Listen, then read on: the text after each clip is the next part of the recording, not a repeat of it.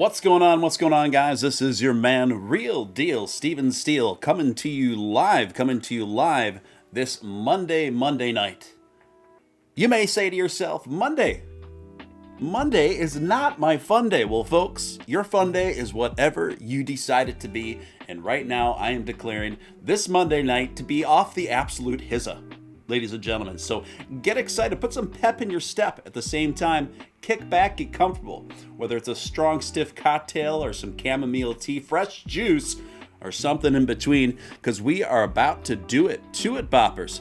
For those of you who are new here, welcome to Steven Steele Live. I'm Steven Steele. Love to have you be a part of this awesome community that we've been building here. So feel free to hit subscribe, hit all on that notification bell, and descend with us to the moon, to Mars, and beyond. Also, if you haven't smashed that like button, if you could just take a moment to do that, it's literally the number one thing you can do to help out a small channel like this, reach more people, work through those algorithms. Yeah. And then if you feel compelled to super chat anywhere throughout the duration of this episode, that's hugely appreciated for all the time and efforts put in. Lastly, you can get your, I've recently partnered with WEBULL, and for a limited time till the morning of the 24th, so just a couple more days to take advantage of that, 6 free stocks when you sign up with WEBULL. And WEBULL, you can trade stocks or crypto, including Dogecoin. Just an incredible deal that they're offering right out of the gate with my partnership with them. So be sure to take advantage of that. Well, you can just click the link at the top of the chat. Mary starting things off nicely with a $5 super chat. Mary in New York. Always great to have Mary in New York in the mix. We love Mary in New York. Thank you so much for tuning in. Who else do we got active in the chat right now? We've got Audio Freak. We've got 7-1. We've got Alan Schneider. We've got Northwoods Peachtree. We've got Jay Lathiel, the Zombie Doge Army. Hector the Dude, Low Roller. Jason Huffman, great to see you as always. Keith Havens. Did I miss anyone? Did I miss anyone that's active in the chat right now? Of course, Mary, right? We know she's active in the chat. Hunter Wayne, good to see you. Johnny Crypto, Erectile Reptile, Corey E. Good to see you back, Corey. Erectile Reptile, I haven't seen you in the mix for a bit. Great to have you. Great to have you back in the mix. Tony C. I think I got everyone covered. Anyway, yeah, got some real interesting stuff to go over to tonight. And we're going to get all to it. Can you dig it? Yes, we can. Let's start things off with the biggest, well, I don't know. Biggest is a relative term, but let's call it the leading story of the evening, right? But before I get to that, I want to thank Jason Huffman for coming in with a $10 super chat. Thank you for coming in with the $10, Jason. Appreciate the support. For Steele HQ, I appreciate it. Thanks for helping to keep the lights on over here, my man. Much appreciated. This comes courtesy of Cointelegraph, okay? The biggest winners and losers of the crypto industry in 2021.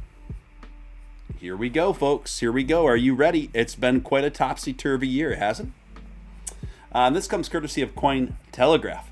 So, which should we go over? Should we go over the biggest winners or the biggest losers? Let's go over the losers, and then we'll get to the winners. So the losers, as it relates to the world of cryptocurrency in the year 2021, start with China. Or as a former president used to say, China. China controlled 2/3, 67% of the world's crypto mining production as recently as September of 2020. But in May, it banned mining operations for reasons no one really knows. But it was perhaps related to a need to protect its own central bank digital currency. I think that it was exactly related to that. I feel like the Chinese government felt that it could ban all crypto mining, essentially ban all crypto, in efforts to propagate its own government-sanctioned digital currency and kind of mandatorily defeating the rest of the market. They're kind of walking back on that now because they're seeing how much money they're leaving on the table by doing that. So we'll see how that pans out. In any event, Bitcoin's hash rate immediately dropped 50%, which roiled markets for a bit. Other nations quickly picked up on the mining. However, including the U.S., Kazakhstan, Russia and Canada. In retrospect, many viewed China's action as a gift to the West. Today, the Bitcoin network is more decentralized than ever, and the price has risen 50% since then, says analyst Willy Woo. That's a fun name. Sounds like an amusement park. I'd like to have the name Willy Woo. Welcome to Willy Woo's. I feel like that's the funnest water park I've never been to. Willy Woo's. I would go there. I'd take the kids and the wife. Next up on the losers list for 2021 is Meta. DIEM. Facebook's Libra stablecoin is what they're referring to. Was announced in 2019 with great fanfare and a blue chip roster of partners. But the project was continuously delayed and its scope reduced. Today, one doesn't hear too much about DIEM, except perhaps with regards to its departures. Facebook, rebranded as Meta, has now been under fire from U.S. lawmakers for its influence it exerts over social media generally, and its stablecoin project, once slated to debut in early 2021, may have collateral damage. Folks, I've been cautiously warning people not to be just blindly optimistic about Facebook's trajectory and conversion to Meta. I don't think it's a foregone conclusion that this is going to be a successful venture. Now, could it go on to be a very successful venture? Yes, it very well could. But I don't think it's a foregone conclusion like many are implying and kind of bracing themselves for. We have seen some pretty rocky roads in relation to Zuckerberg's leadership regarding this trajectory. And we could see some many more rocky times ahead as it tries to evolve into Meta. Now, another thing to keep in mind too, depending on how the 2024 elections go, if we have a different administration than the one we do now in terms of political parties, we could see a lot more I would guess that we could see some more accountability, attempts at it anyway, in terms of dust-ups and tensions between the power that Zuckerberg is exerting and how it relates to the Constitution.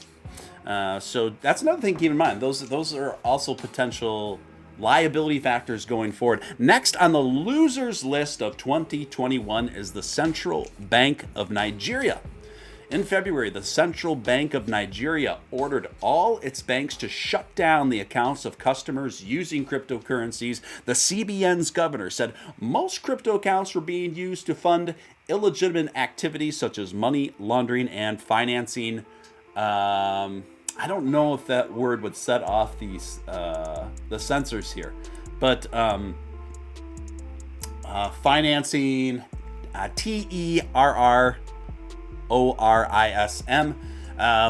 Nigeria is expected to soon launch a central bank digital currency like China, so perhaps the CBN was following China's playbook of clearing away all competing crypto operations in anticipation to its CBDC rollout. If so, its effort has failed dismally. So here we have examples of two major governments trying to stamp out all crypto competition in favor of trying to monopolize it with their own digital government sanctioned currencies, and they've both failed miserably.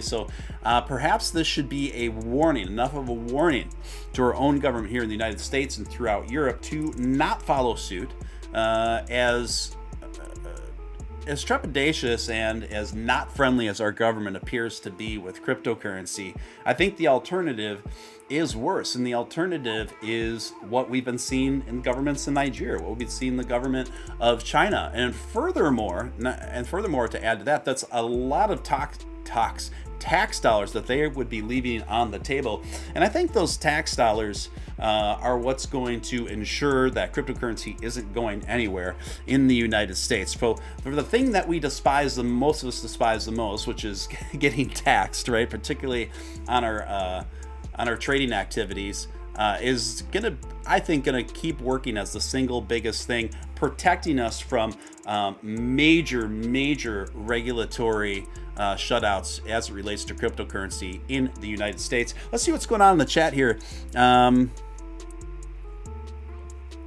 You guys seem to be just talking amongst yourselves, just making sure that I'm not missing any questions.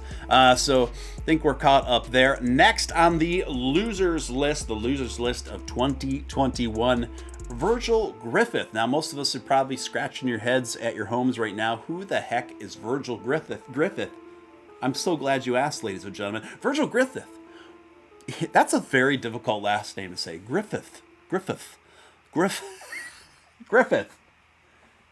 See, even when you say it right, Griffith, it still sounds like you have a speech impediment. Virgil Griffith was something of a celebrity in the crypto world. The former Ethereum developer and U.S. citizen traveled to North Korea. Great place for vacation, folks. I always think of getting away. Goodness gracious, I'm so stressed out here. I need to go on a fun, all expenses paid getaway to North Korea in early 2019 to attend the cryptocurrency conference. Did you guys realize there was a cryptocurrency conference in North Korea? Are you kidding me? Let me read that again. The former Ethereum developer and U.S. citizen traveled to North Korea in early 2019 to attend a cryptocurrency conference. I just had to make sure I read that right. In November of that year, he was arrested in LA for violating U.S. sanctions laws. I don't think what Virgil did gave DRPK any kind of real help in doing anything but bad. He delivered a presentation based on publicly available info about open source software, declared Ethereum co-founder Vitalik Buterin at the time. In September of 2021, just before his criminal trials began, Griffith pleaded guilty to conspiring to violate U.S. law by traveling to North Korea to give a presentation on how to use blockchain technology to launder money to evade sanctions. The Wall Street Journal reported he could face up to 6.5 years in prison as part of the plea deal. It was unclear what caused him to change his plea. Not smart. You're living in the U.S. and you're teaching the North Korean government about blockchain. How did you think that was going to pan out? Well, I don't think that Virgil Griffith could resist that cake that they were offering, most likely. So, get enough money makes people act funny. Next on the losers list for 2021, Iron Finance, Titan. I remember reporting on Titan coin. So maybe it's not such a good idea collateralizing a stable coin with another stablecoin and an obscure governance token, Titan. In this case, the result was described as the world's first large-scale crypto bank run. Now, keep in mind, guys, this was the project that one of the projects Mark Cuban was pretty hyped about. The result, the world's first full-scale crypto bank run, specifically a run on the Iron Finance protocol. The result, Titan plummeted from a price of more than $60 to a few thousandths of a cent within a few hours in late June. Remember this thing? This was the rugs of all rugs. It dropped harder and faster than one of those rides at the amusement park. From $60 to a fraction of a penny within the course of a couple hours one afternoon. I remember watching this thing happen, man. CipherTrace later said the incident was the result of a designer flaw. Iron Finance lacked a proper stabilizing mechanism. No kidding, Sherlock. In the meantime, a number of investors were burned, along with the Dallas Mavericks owner Mark Cuban, who called for regulation to determine what a stablecoin is and what collateralization is acceptable. Iron Finance ICE was trading around 0.002 on December 20th. I remember that, and I remember the explanation for it. And when I looked into it, I remember talking about this a few times on this program. And at the end of the day, I safely concluded that, despite all the fancy language that they were using, it was pretty clear to me that they were obfuscating the truth here. And the truth was, this was a massive, massive rug. No ifs, ands, or buts about it. Use whatever fancy language you want to surround that. But if it looks like a duck and walks like a duck and talks like a duck, folks, do the math. Now, let's get to the winners, the big wieners of 2021, folks.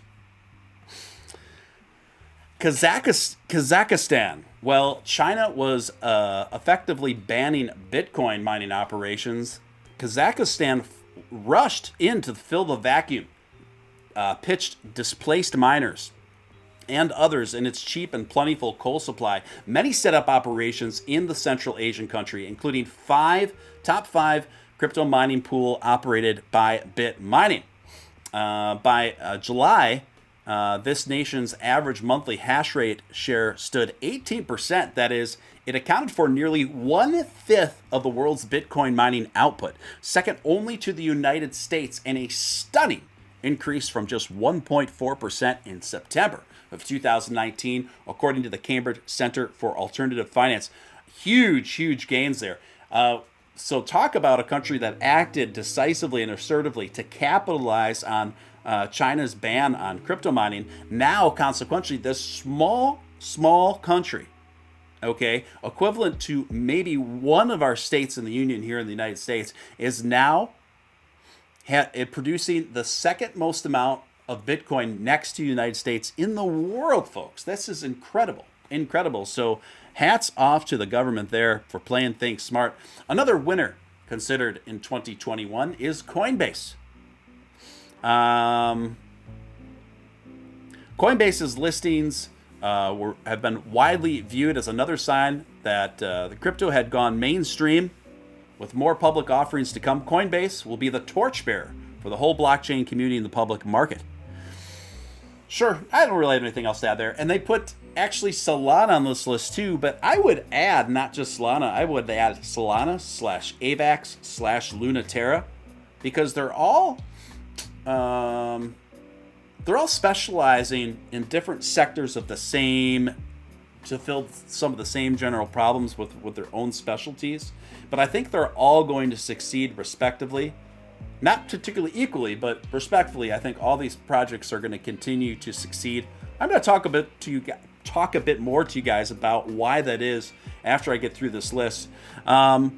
A tide of new smart contract-enabled networks emerged on the scene in 2021. The largest and fastest growing among them was Solana, a super quick proof-of-stake network that claims to have clocked 50,000 transactions per second. By comparison, Ethereum does about 30. So you can see why it succeeded so much. And now we are seeing a lot of NFT lines get launched under the Solana blockchain. That comes as no surprise. Next is, guess what? This one comes as no surprise to me. The president of El Salvador, who became responsible for declaring El Salvador as the first country to declare Bitcoin a legal tender. The crypto cowboy would be proud of the president of El Salvador for declaring Bitcoin legal tender. Only time will tell whether all this amounts to clear economic win for El Salvador's people. But the president, arguably through buying the dips, and it's pretty extraordinary. The president of El Salvador has been aggressively buying those dips, folks. And he even uses that lingo, we're buying the dips. Brought some 21st century innovation and luster to poor Central American land, whose economy is heavily dependent on remittances, money sent home by foreign workers. Now, we also have the building of Bitcoin City, which is obviously where Bitcoin is going to be heavily favored as the predominant currency of that area. Not only that, but the electricity is going to be predominantly powered by a neighboring volcano. And then I've seen some of the architectural plans. It looks super futuristic and cool. So I don't know. I'm kind of looking forward to seeing Bitcoin City get set up over there in El Salvador. Heck, I'd take a vacation there. Mike Winkleman. And who is Mike Winkleman? Mr. Winkleman. Mr. Winkleman. You have a telephone call at the front desk. Name that movie. But seriously, though, who is Mike Winkleman? It's Beeple. It's Beeple, not people. It's Beeple. Of course, he's a big winner of 2021. He's gotten gargantuan amounts of money for his NFTs, right? I mean, he sold one NFT for nearly $70 million, folks. And now, consequently, the art the art industry will never be the same. To put this into context, Cointelegraph writes, the work fetched more at auction than pieces by George Seurat, Paul Gauguin, and Salvador Dali, and catapulted, big difference between capitulated and catapulted the relatively obscure Beeple into the company of the world's highest earning contemporary artists such as David Hockney and Jeff Koons. It also sent a notice to those outside of the cryptoverse that NFTs would be a force with which to be reckoned with. And guess what else is on the list for winners in 2021? I called it. I told you, and we're going to talk more about it. It's AVAX Avalanche, folks. Avalanche is another speedy, smart contract network that shot into the top 10 in 2021. Solana and Avalanche are the new stars among DeFi multi-chains, declared CoinGecko. Respectively, the third quarter Avalanche hosts the AVE DeFi protocol. Those TVL gains came at the expense of Ethereum, which held virtually all DeFi at the year's beginning at 99%. Its share was 76% by the end of the third quarter. By comparison, Avalanche's native currency, AVAX, is ranked 10th in market value as of late December, with over 27 billion, which is buoyed arguably by its deal with Deloitte to support the consulting firm's work with the U.S. Federal Emergencies Management Agency. So lots of things happening, lots of business breakthroughs. AVAX has been making incredible roads in terms of solidifying its relationship with various captains of industry. I really think AVAX is here to stay. If it doesn't hang on at number 10, I do think it's going to stay. I can't see AVAX, folks, dropping below number 14, 15 at the most in market cap. I think it's going to be either in the top 10 or just right below the top 10 for a long, long time to come, folks. Another winner of 2021 is OpenSea. Do we really have to get into the why OpenSea is on there? It's the number one, far and away the number one go-to predominant NFT trading marketplace where people buy and sell NFTs and NFT collections. So there we have it, and that's fine. That's fine. I think that's enough for the winners, losers of 2021. Let's see what's going on in the chat. Mama Crypto making her way in. Good to see you, Mama Crypto. Who else we got in here? We've got the. I think I got everyone else. I think the rest are lurkers. So, of course, Hector the dude. All right, let's get down to the next story, folks. This one's coming to you courtesy of FX Street. And for those of you who are Dogecoin holders, those of you who are Dogecoin enthusiasts, I got a bit of good news for you. I got a little bit of news to put some pep in your step, folks. Look at me. Check it out. Dogecoin to shake out weak hands before Doge spikes to 33 cents. You heard it here first, folks. Maybe not here first, because FX Street reported it, respectively. Dogecoin price is under pressure from a combination of fundamental and technical sources. Continue movement further south, likely until after the Christmas holiday. Major gaps increase volatility for upside potential as Dogecoin price action makes another push that hints at a massive breakdown before the Christmas holiday. However, folks, downside momentum could still be muted and reverse course at any moment. Let's get a little bit of the TA justification for this bullish outlook. Well, the downside price action over the last 2 weeks has been a source of frustration for speculators. The overall internal bullish price structure within Dogecoin shows a reversal point and figure chart remains solid and valid. The hypothetical long entry has now shifted to a buy stop at 18.5 cents with a stop loss at 16.5, and the profit target remains at 33.5. In point and figure analysis, the pullback viewed as a sign of strength, not weakness. The long entry idea was invalidated if Dogecoin price moves below 14 cents, which is a very, very unlikely probability, right? So basically, what this report is showing that we could very well see things seem to be positioning itself for a pretty good probability of a bull run of Dogecoin up to the likes of about 33 cents, folks, in the near future. I don't find this terribly a long shot either. I really don't. I do think that this could happen even before the end of this month. If not, I feel very confident that this is likely going to happen at the beginning of the year here, within the first quarter of 2022. Within that time capacity, I would say that 33 cents would be much more on the modest end of my projections there. And still, it wouldn't surprise me if we saw Dogecoin ascend into beyond up to 69 cents and above within the first quarter of 2022. There are many things surrounding, many indicators to suggest that this could be the case. That big happenings and events that could very well cultivate an environment for that to happen. Jason Huffman coming in large and in charge, laying it down with a hippo, popping out of the treasure chest, making it rain with $50 to make you holler. I love it. Jason Huffman, the man with a plan.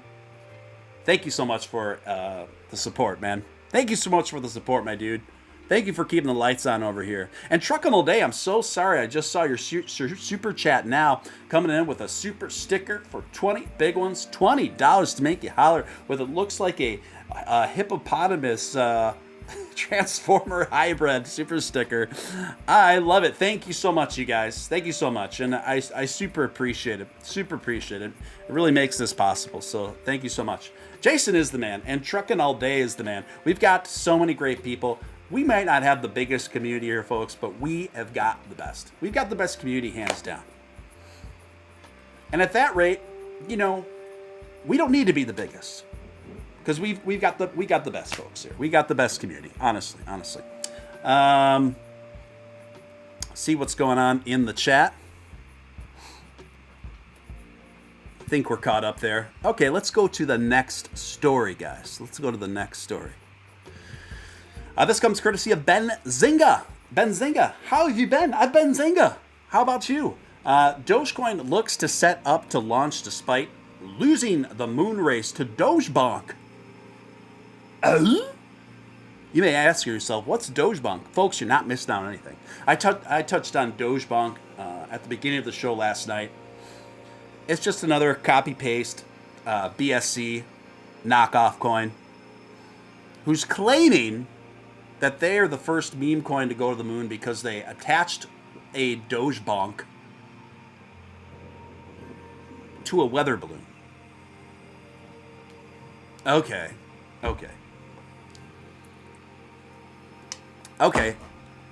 Now that your gimmick is on its last 5 minutes, then what? Then what's your plan, Dogebonk? Twitter awaits Elon's reaction. Elon's not getting a reaction out of Dogebonk.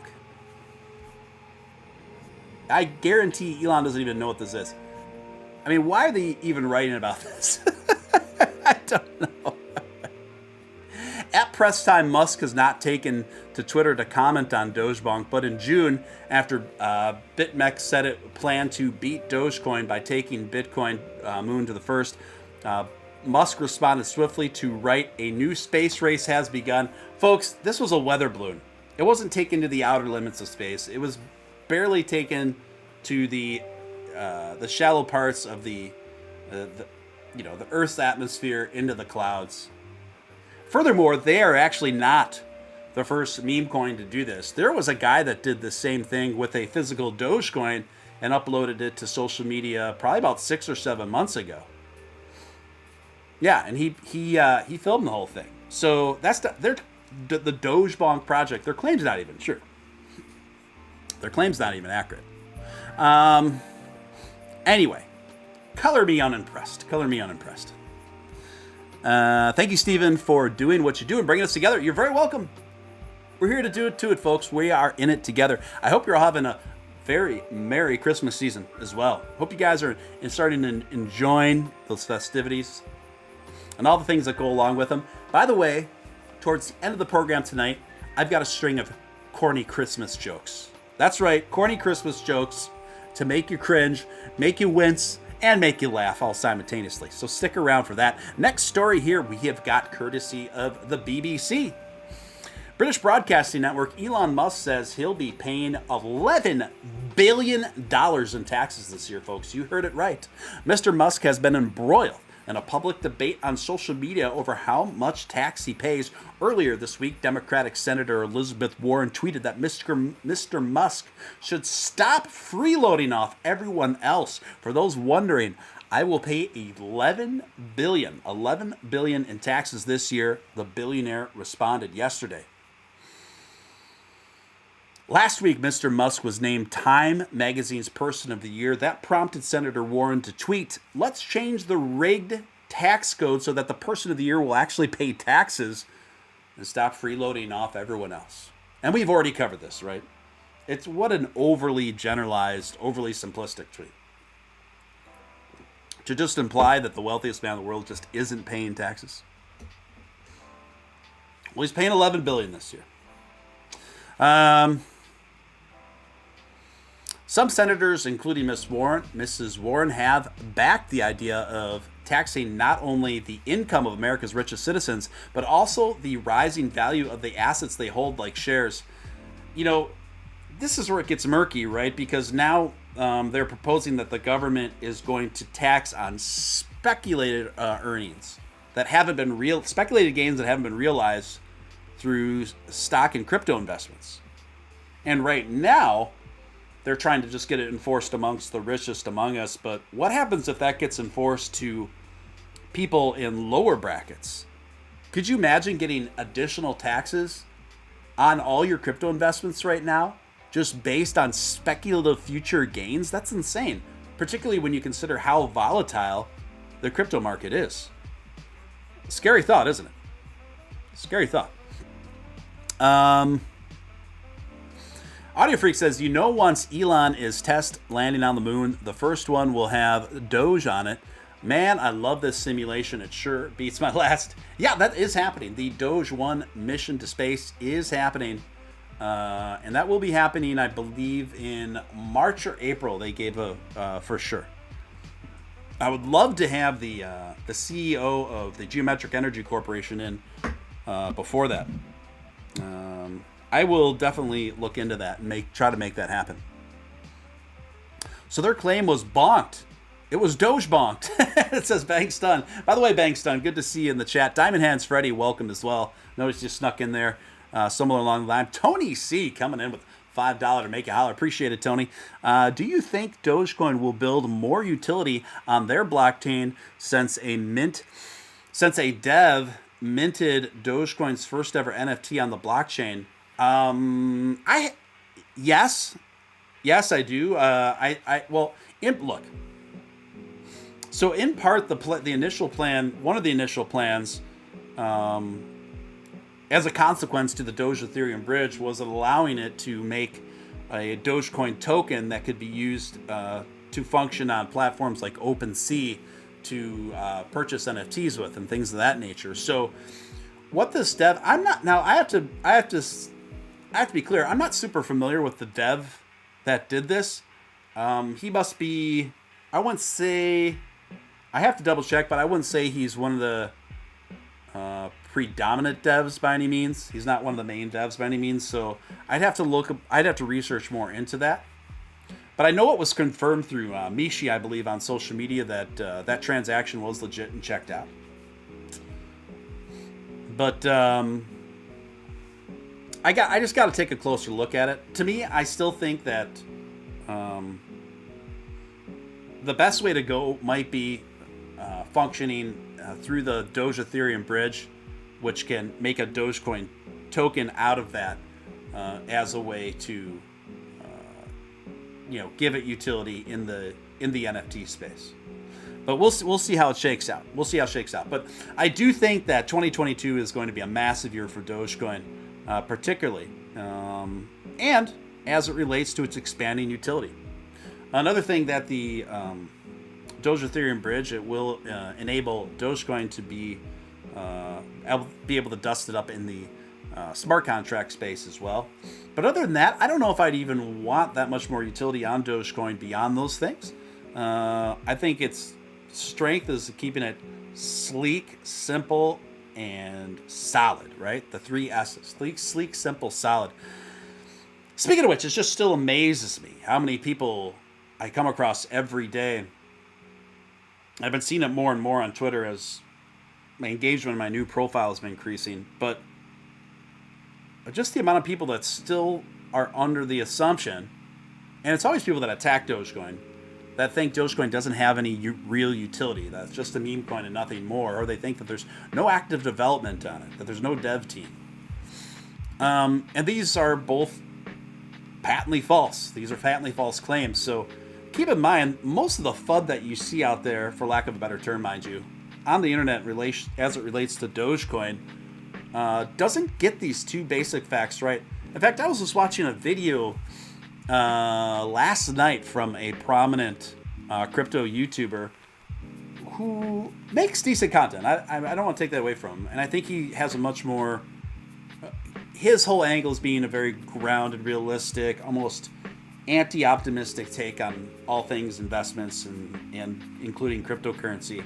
And he really tackled Dogecoin. He was criticizing the Dogecoin millionaire for some ways that he was framing things as it related to Dogecoin. And I think some of those were kind of like some fair contentions, I suppose. But then he got into the assertion that Dogecoin is simply a meme. It's a joke, and it was created as a joke, and it's nothing more than that. And so for people to be putting all this faith in it, it's nothing but hype, and it's based on basically an empty concept void of function. And he even went so far as to say Bitcoin is legit because it solves such and such problem, and Ethereum is legit because it solves this problem. And I'm like, bro, Dogecoin solves one of the biggest problems of them all, and that is being an effective digital currency to be used on a daily basis in the retail space, well, for transactions both large and small. And then I had a thought too, how many other times I've heard this, not only through trolls on Twitter, but through actual content creators asserting this shit, frankly, is what it is. And if you are running a YouTube channel like this gentleman does, that's 10 times the growth as mine, at least 10 times the subscribers. I think he had 75,000 subscribers, more than 10 times of what I had. And you're asserting and you're propagating these things as if they are truths, and you have all these people watching it, but you haven't even bothered to do the very basic fundamentals, to even understand the very basic fundamentals of that which you are attacking. That's not very responsible. That's not very responsible. I'm not saying he has to get on there and be like super optimistic about Dogecoin. I err on the side of optimism, but I think I do so in a pragmatic way without selling anyone any false dreams, false realities, right? I tell you guys why I'm factually optimistic about Dogecoin. Right? So this guy, he's making this case, and I just said to myself, how do you not know this? How do you not know this? I actually saw a similar video by CoffeeZilla about almost a year ago, kind of slamming Dogecoin as well. Now, it wasn't super bad. His video wasn't super bad, but it also got the things that I just explained to you wrong. And it just goes to show how important what we're doing here is, right? It goes to show how important the content I'm making here still is, right? Because despite me broadcasting nearly 7 nights a week, folks, nearly 7 nights a week, for almost the last year now of making what arguably could be described as Doge-centric content for you fine folks, we still have major content creators and huge swaths of people on social media who really don't think that Dogecoin has utility. Okay? These are folks that are way behind the curve and need to be caught up. Now, think about this. Think about how long it took. Well, not even that long, but think how much tenacity it took from a channel like mine, the content I make, and you find folks out there, to hammer across the simple concept that Bitcoin is essentially dead on arrival in a retail space, and Dogecoin is perfectly suited to fill those shoes, right? I've been saying this since day one of me creating content. And at times it really seems to fall on deaf ears, right? At times this really seems to fall on deaf ears, and you kind of wonder, is anybody listening? Well, guess what? Guess who is listening? And guess who started saying this? Elon Musk has expressed this sentiment very specifically, repeatedly lately, most notably in his interview with Time Magazine, as he is featured as Person of the Year. And it didn't stop there. And for those of you who are perhaps Bitcoin maximalists, etc., and you may be listening and you think, I'm off my rocker, well, I've got news for you. Do you know who else feels this way? Mr. Saylor, Michael Saylor, one of the biggest advocates, proponents of Bitcoin. And I say this as somebody who loves Bitcoin. I'm an investor. I love Bitcoin. I want Bitcoin to succeed for a number of reasons. But even Mr. Saylor recently penned an article, and I'm paraphrasing, titled, Bitcoin is an excellent store of value, but no one's buying coffee with it. Now, this is something I was saying a year ago, and people were looking at me, a lot of people are looking at me sideways for saying that very same thing that now has become more and more of an accepted reality, right? Well, I say that to encourage you guys, because consistency, tenacity, and getting a message out doesn't happen overnight. And sometimes it can be a bit frustrating because these things are very, very simple, redundant truths to us. but that people in higher positions of influence than us have yet to put together for whatever reason. And sometimes it just takes that repeating over and over again and a chorus of it through communities like this in order to educate more people and change the narrative, right?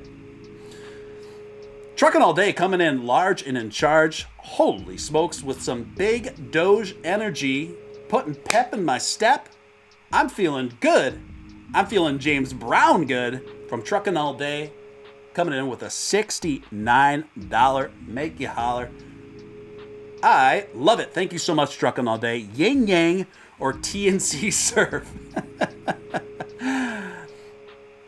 Now, he put a yin yang symbol there, and he's referencing an old surf and skateboard company. I don't know if they're still around, but they were pretty popular in the 80s. I remember seeing the t-shirts around, and I even remember that there was an old Nintendo, on the first Nintendo, I think there was a video game literally called TNC Surf, and I remember playing that because you could be a surfing, I think you could be a surfing gorilla was one of the characters.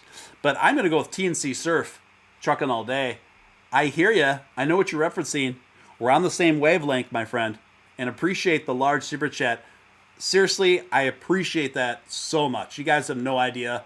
It makes my day. It makes my day for a number of reasons, because it allows me to keep doing this night after night, or else I wouldn't be able to spend time doing this night after night. And I love to do it, and I love to connect with you guys. So thank you so much for that, Truck All Day. Super appreciate it. Guys, if you haven't hit that like button, make sure you do that. It takes a split second of your dime. It doesn't cost you a dime. It's the number one thing you can do to help a channel like this reach more people. And so appreciate that. Appreciate that. Also, if you're lurking in the background, don't be shy. Say hi. And hit that subscribe button. Hit that notification bell. Hit all that notification bell. Why? Because we have an awesome time here. I think we have the funnest live streams, don't we, folks? We have the funnest live streams in the cryptosphere. We're the rogue guy. We're the rogue small community, but we have the funnest. We have the funnest time here, folks. Let's see here. Let's get back to it, boppers. Let's get down to it. What is the next story? Morning glory. This comes courtesy of CNBC. Elon Musk, Web3 seems more like a marketing buzzword than a reality. Sunday evening, Elon Musk tweeted a TikTok and an interview between Bill Gates and David Letterman in 1995 asking, given almost the unimaginable nature of the present, what will the future be? In the video, Gates describes the internet to Letterman, which was new and strange at that time. After showing the clip, the TikTok user who posted the interview compares the discussion between Gates and Letterman with what's happening with Web3. But to Musk, Web3 seems more of a marketing buzzword right now. He tweeted, I don't disagree with him, and I've been kind of saying this in so many words here on the show. It's kind of funny because Web3 seems to be, it seems to be this like super hyped buzzword to give some definition to something that hasn't even been carved out or defined, barely, right? But when you sum it all with Web3, suddenly it gets people's attention, So, I don't know. I think it's funny. We'll see where Web3 goes, if it amounts to anything at all. And I've always told you guys, not only through Web3, but the metaverse. Now, I do think the metaverse is going to continue to be a more integrated part of our lives into the future. At the same time, I would caution you guys, particularly those of you who are investing heavily in the metaverse, and don't be wrong, I am one of them too. It is not for sure that the overwhelming success of the metaverse is a foregone conclusion yet. It's not. So just keep that in mind when you're investing before you throw a ton of money down on virtual land. I'm not saying that those won't prove to be incredibly profitable investments. I'm not saying that. I say this as someone who is definitely invested in several DeFi, metaverse related and based projects, okay? But the metaverse, as it's being sold right now, it's not a foregone conclusion that it's going to absolutely dominate, take over. I will say this, though. I think regardless of the metaverse just going out of control in popularity or moderate popularity, there's still going to be a fair amount of the solid, more safer projects that are going to continuing to be incredibly profitable. And I think the Sandbox is one of them. I think AVAX is another. I think Solana is another. I think Lunaterra as well. Lunaterra, wow, are they? Let's check the market out real quick, shall we, folks? Shall we? So here we have AVAX continuing to run up today, folks. Avalanche having a monster day, almost up 12% over the last 24 hours, up over 50% over the last week, folks. AVAX just not slowing down. The same with Lunaterra. Let's take a look at Lunaterra. Lunaterra also up 50% for the week. On the last 24 hours, up about 7%. Both of these are really welcome signals in a market that's been quite unremarkable, right? To put it mildly for some of us. But AVAX and Terra Luna just keep going up and up. I told you that this was going to happen. Holy cow, I'm just getting the super chats now, guys. Jason Huffman making it rain big time. $100 super chat. Thank you so much, Jason Huffman. I salute you, sir. Thank you for your generous midnight mass super chat there. Thank you so much. Jason Huffman coming in with a $100 super chat just because I want you to keep doing these shows. You got it, my friend. You got it. And thank you for that support. It really is. It's really encouraging. So thank you so much, Jason. Jason's awesome, man. Jason's been listening to me since I was barking into my phone on shows just with this general same structure. Before I even knew anything about live streaming, I was barking into my phone on Twitter live streams, not Twitter Spaces, on Twitter live streams, and people started kind of slowly flocking in, right? And then one day when I was barking into my phone this show and I had my notes out, then Crypto Batman came in. I was like, oh, is that the Crypto Batman? And then he sent me a speaker request. And then I started talking with Crypto Batman. We had an awesome conversation. And then like a week later, then all of a sudden I'm barking in my phone again on a show into the Twitter sphere. All of a sudden I see Matt Wallace pop in listening to me. And Matt Wallace was like, sent me a speaker request. He's like, oh, I just want to let you know I've been watching what you're doing. I really like your content. And Just wanted to say hey, and we ended up having a pretty cool talk.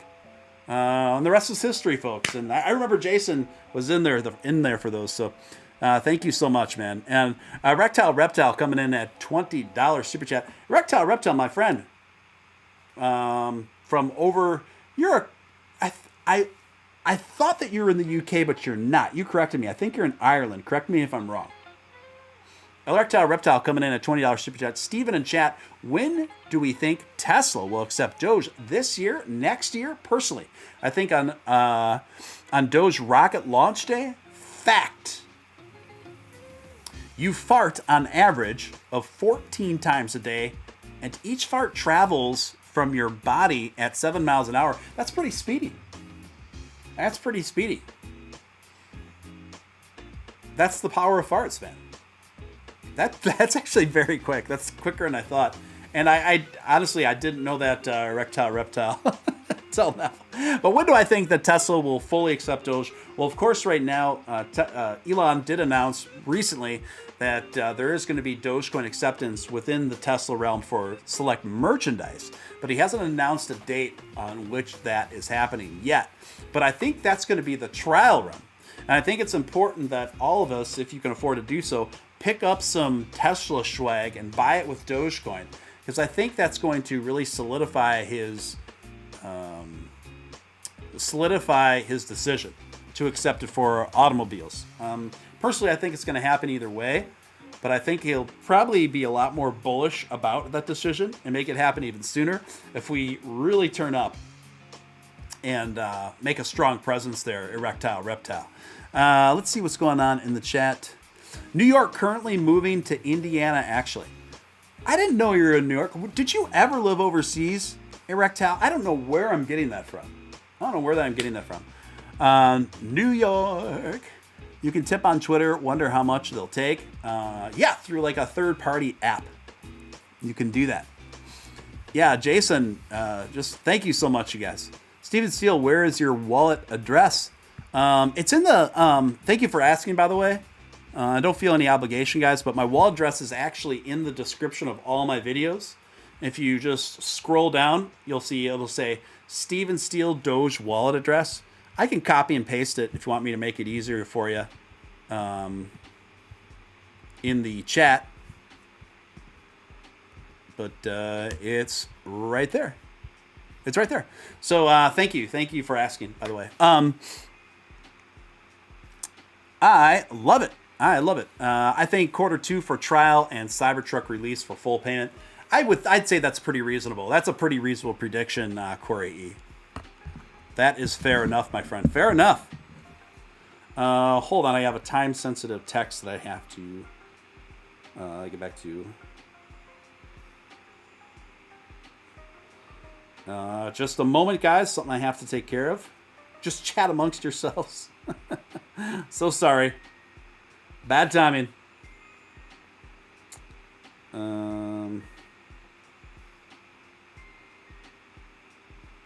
I have someone getting my groceries from her right now. I just got to make sure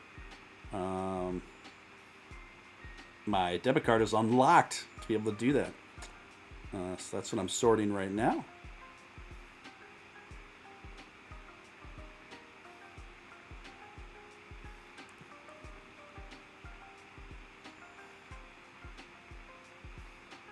Okay. There we go. We are good. Thanks for waiting, guys. No, I've always lived. Haha. I've been out of the country a few times. Okay, got it. Thank you. Okay, you're good to see you too, Erectile. All right, let's get on with it. Let's The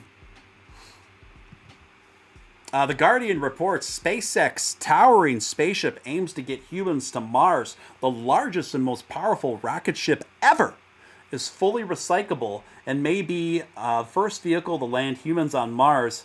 It's been an eventful month for Elon Musk, the world's richest man and founder of Tesla and SpaceX. Controversially named Times Person of the Year, became embroiled in a Twitter spat over his taxes with a politician he branded Senator Karen, and got a new bizarre haircut after splitting with his girlfriend, the pop singer Grimes. You know what's so funny about the haircut thing? for number one, I like Elon Musk's new haircut. I like it. Number two, the people that have the biggest problem or are talking the most smack about Elon's haircut consider themselves to be very open-minded people, right? But yet they're all in a tizzy over Elon Musk's edgy haircut. Like, okay, really? That's one of the things they're going to be indignant about. The project began life on Musk's overactive mind much more than a decade ago, as every bit as ambitious as his pronouncement this week, and it was a big one, guys. This is in Elon Musk's own words. I'll be surprised if we're not landing on Mars within 5 years. That is incredible. I don't think anybody expected Elon Musk to make such a pronouncement. Not even my most optimistic projections did I consider that we'd be able to put humans landing on Mars within 5 years. And if Elon Musk thinks he can do it, I would listen up. That is just incredible. Just incredible. I don't really have anything more to add to that one. I could get into... That story goes on and on, but... Anyway, let's see what's going on in the chat. Make sure I'm not missing any of what's going on in here. I do agree. Himself. I think Alan should be a mod just because I suck at being a mod, says Jason Huffman. What's going on? Alan, do you want to be a mod? Okay, hold on. There you go, Alan Schneider. You've officially been christened. You've been christened with the wrench, sir.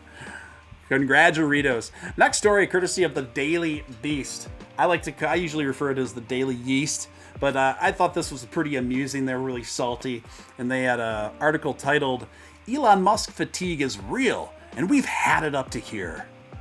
That's the title of the article.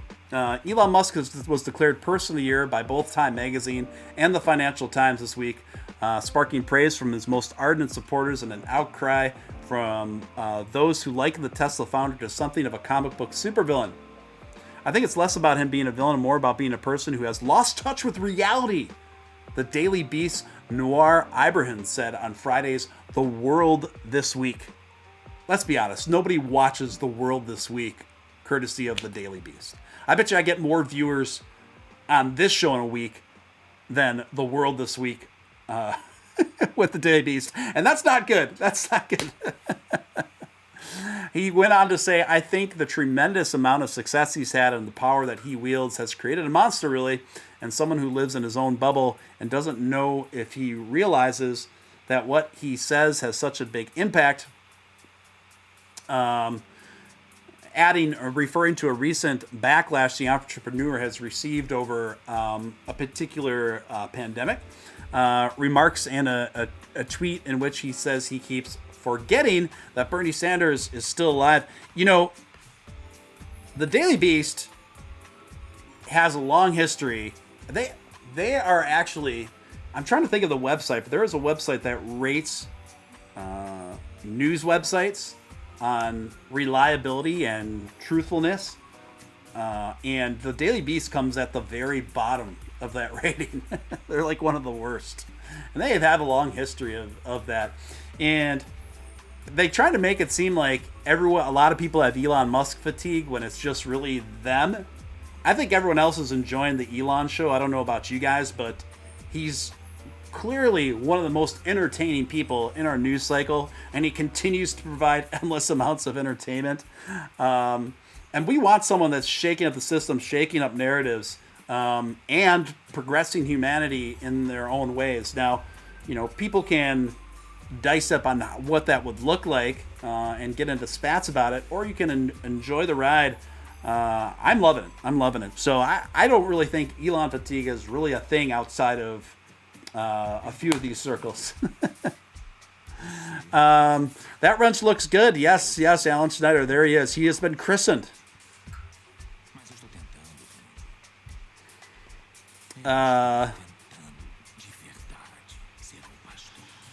Yes, with great power comes great responsibility, Alan. So, your first 2 weeks are probationary, and if you behave and do a good job of the first 2 weeks, then the wrench will be permanent, my friend. All right, let's get to the next story. This comes courtesy of Cointelegraph. Avalanche eyes 60% rally as AVAX price breaks out in bull flag. The bullish setup has emerged as crypto custodian BitGo announced that it would add AVAX to its portfolio. AVAX strengthened its case for potential upside towards $160 in the coming sessions as it broke out of a classic bullish pattern earlier this week. Dubbed bull flag, the pattern emerges when the price consolidates lower sideways between two parallel trend lines after undergoing a strong upside move. Later in theory, the price breaks of the channel range to continue to uptrend that tends to rise as much as the flagpole's height. AVAX went through a similar price trajectory across the last 30 days, containing roughly a 100% rally nearing $150, followed by a 50% flag correction to $72, and on it goes. So this coming week, even more specifically, there's a full week of bullish events for AVAX. And I told you that this was going to happen, you guys. I said AVAX has a lot of things in its roadmap, in its arsenal. It's really making huge inroads with various captains of industry. Most notably this week is being Bank of America, called Avalanche the most viable alternative to Ethereum, and are acting to there's no details on it, but build some sort of relationship with their smart contracts and how U.S. Bank does business. So this is big. This is big. Don't sleep on AVAX. I think it's going to keep growing. Same for Lunaterra, but I think particularly AVAX is just going to keep surprising everyone. I told you this was going to happen. Right when I first started talking about AVAX on the show, I said you can expect a 3 to 5x over the course of the next 4 to 6 months. And since I've told you that, it's almost 3x'd. We're almost 3x since I told you that about 1 month, well, a little more than a month ago now. Just my opinion, not financial advice. Financial fried rice, as a friend of mine often says. Speaking of which, CoinDesk is reporting on this as well. Luna, one of the few cryptos higher, while Bitcoin another slide. Gains from a brief rally following the Federal Reserve meeting earlier this week, where it raced amid a slide in global markets. And it goes on. Luna, associated with Terra high-speed blockchain, was one of a few cryptocurrencies to post gains with a 6% increase over 24 hours. Well, much more than that now. And I think things are going to continue looking very bullish for Luna as well. All right, next one, guys. Next one. You guys know Louis C.K., the comedian? He had a little dust up. He got a little creepy. He got busted for being a little creepy. Well, he came back. He's got a comedy special, except it's exclusively being offered on his website, not through Netflix. I'm not quite sure why. It may be because of him being kind of canceled, so to speak. But he hasn't been exclusively canceled because there's still a lot of fans. And at the end of the day, I think Louis C.K. is hysterical. I think he's too funny to keep down. I don't know if anybody has seen a show that he used to do on the FX channel years ago, just called Louis. It was so well done, man. That show was so well done. So was Louis being creepy? Yes. Does that mean the person should be canceled for the rest of their lives? No, I don't think so. But it's interesting. The special that he just came out with is filmed from a gig that he recently did at the Madison Square Garden. So he's pretty tough to keep that guy down. If he's still selling out the Madison Square Garden, but he did come with a price. It did come with a price, that's for sure. And I remember. A lot of, I don't know if you remember when that Louis scandal started happening. Some women were speaking out about him being inappropriate or whatever. But what the mainstream media was reporting and what actually transpired were two different things. Go figure. And the narrative was a lot more nuanced than what was originally being purported. and it wasn't. It was still creepy, but it wasn't nearly as bad as what was being propagated by the mainstream media. So do your own research, whether that relates to crypto or whether it relates to other news.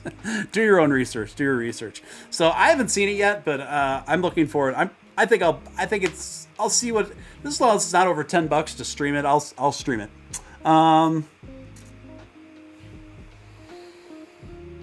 I don't know if any of you guys know who Jordan Peterson is, but Jordan Peterson thanks Elon Musk for paying his $11 billion in taxes today.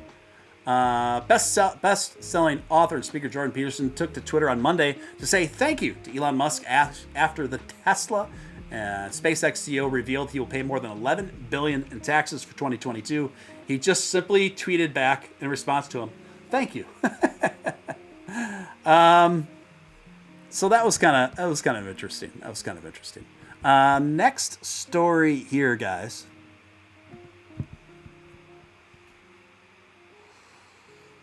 Oh yeah, this is a fun one. Okay.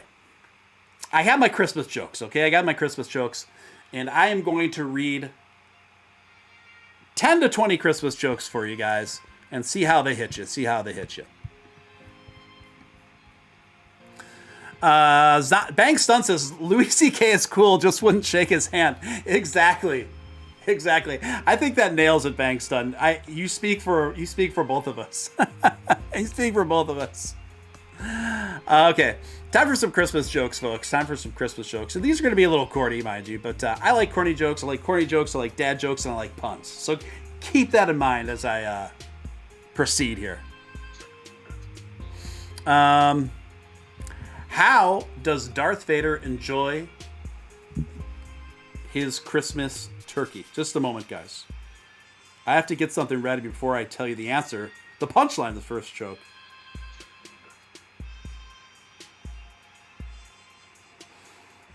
One more time, I'm going to ask you, I bet somebody will get this one, actually. How does Darth Vader enjoy his Christmas turkey, guys?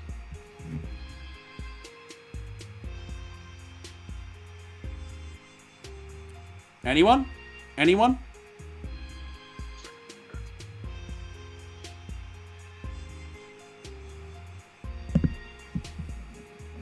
On the dark side.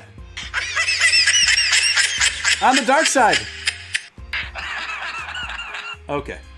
Okay. Who was the Grinch's least favorite band?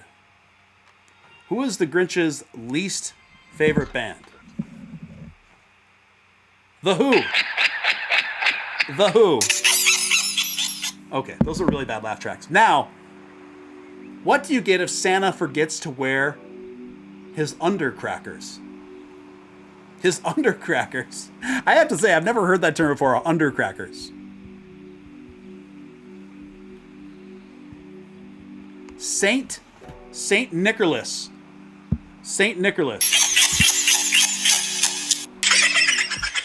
Well, that's a chipmunk laugh. Okay, these are really bad laugh tracks. Why is it getting... Oh, wait, I don't like that one. Okay. Ooh, I like this one. What's a dog's favorite Christmas carol? What is a dog's favorite Christmas carol? Bark, the herald angels sing. That's a cute one, right? Bark, the herald angels sing. I think it qualifies. Now, who is Rudolph? Oh, this one's bad. I'm warning you, this next one's bad. It's real bad. What is Rudolph's favorite pop star? I don't claim any responsibility for this next one. Beyonce. It's pretty bad.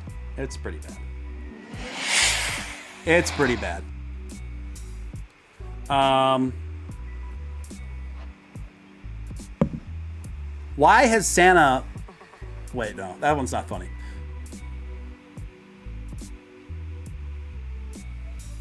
What do you get when you put a bell on a skunk? This one's so bad it's good. What do you get when you put a bell on a skunk? Jingle smells. Yes, ladies and gentlemen, jingle smells. Oh my gosh. All right, next one.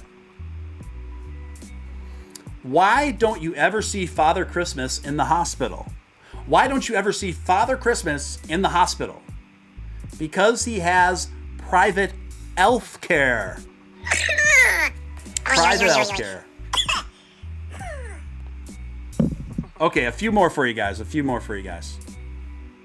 Why was the snowman looking through the carrots? Why was the snowman looking through the carrots?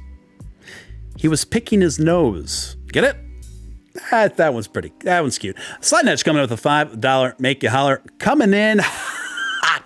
I'm coming in hot. Christmas wish is for Doge to go 10x. 10x and beyond, my friends. I love it.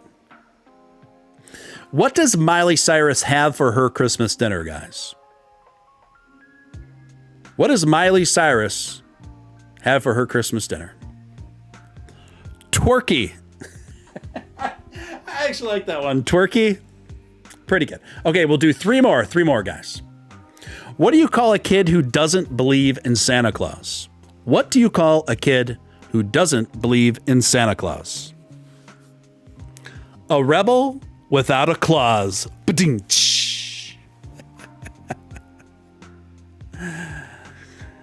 Okay.